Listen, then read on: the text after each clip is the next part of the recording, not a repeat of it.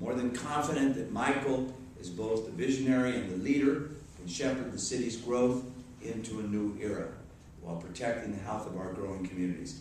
And with that, it's now my pleasure to introduce the new Director of Planning, Michael LoGrande.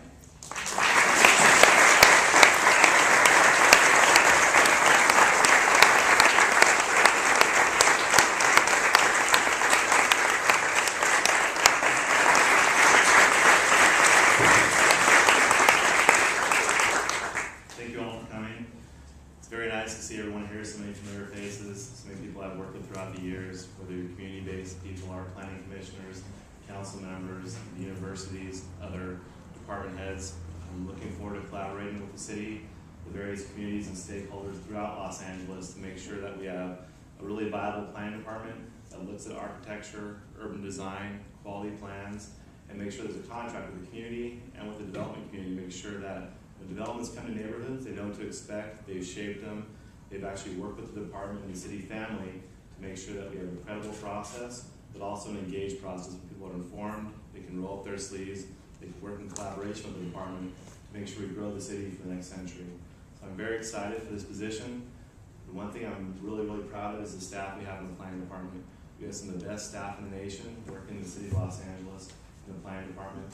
Those staff are ready to engage with our neighbors, with our diverse group of people we have in Los Angeles to really move us forward. So when we have dialogues in the various communities about what they want to see in their neighborhoods, we have the tools inside to bring those forward.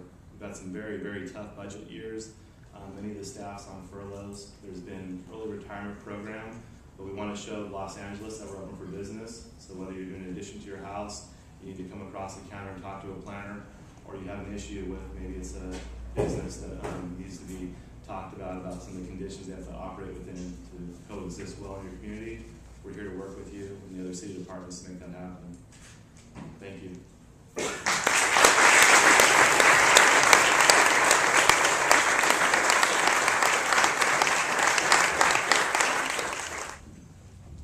Yeah, in terms of the question of density, people are always looking to where does new growth in Los Angeles get accommodated.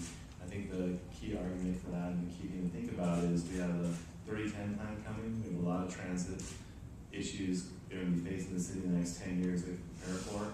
So planning around those transit nodes and allowing for the growth next to smart growth principles, having growth come next to our rail lines so that people are not always taking a car, not over parking areas, but also accommodating the growth is shaping it through good community plans and good community process where people know what to expect when there's a business that goes in down the street. They know what to expect when they see a high-rise in Hollywood go up because they've been part of that engagement. They want those businesses to thrive and they see the economy and the jobs that those create. But actually planning for your density and planning for your growth, I think is the best way you can prepare for the future of Los Angeles. In response to that question, one of the great things is growing up in this department, spending 13 years as a planner in this department has really given me the nuts and bolts experience to know how to operate the department. I've worked in various sections of the department, so I'm very confident about Why don't you share some of the sections you worked in? Well, one of the areas, I started in the department doing code studies, also working in our areas where we take apart the municipal code and really figure out how to get the mayors, the councils, the policy initiatives implemented, but also work in our community plan section, things like our Navy reuse plan for San Pedro, but also community plan updates for areas like Westchester. But besides my general experience working out through many facets of the department, one of the great things is, people may think, okay, because my past title as chief zoning administrator, that I'm somehow really tied into the entitlement process and the status quo, which is really far from the truth. Most people that have worked with me realize I'm a consensus builder. I like to reach out to people. The community members that we see here today have a long relationship and a history of working with me. I believe in delivering a transparent department where everyone has a voice at the table. So when there are tough issues, when we face a growing city, there's transportation, there's traffic, there's congestion, there's issues of elegant density. How do we allow for that? How do we allow for smart growth? The key is dialogue, an open and transparent board policy, having people come in and talk with us, sit down with us, tell us what their vision is for their community.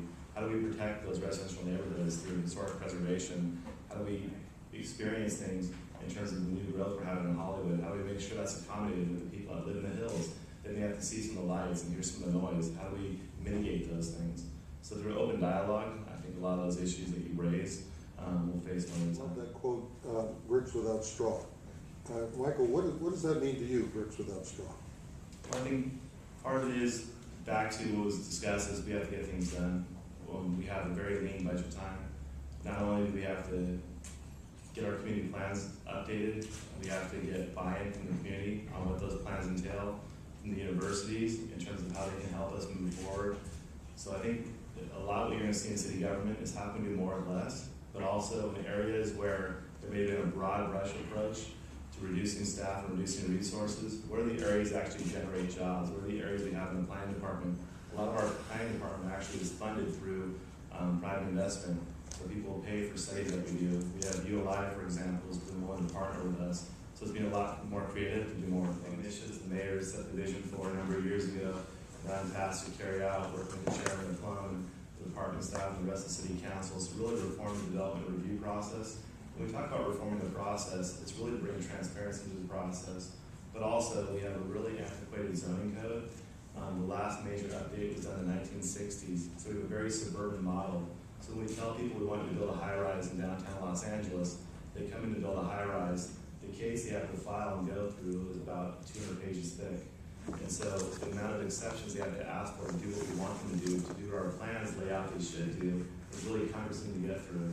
It's also very expensive to get through, and the banks, as we're seeing, are retreating from that kind of uncertainty. So we're working on the development review process to work with other general managers like Bud Overland, Gary Lee Moore, to really have all the departments on the same page, but have that planner take ownership of that case and the process and the application, and make sure when there's disagreements from the departments, there's an avenue to have those vetted, and empowering the staff to really do their job and make decisions that they're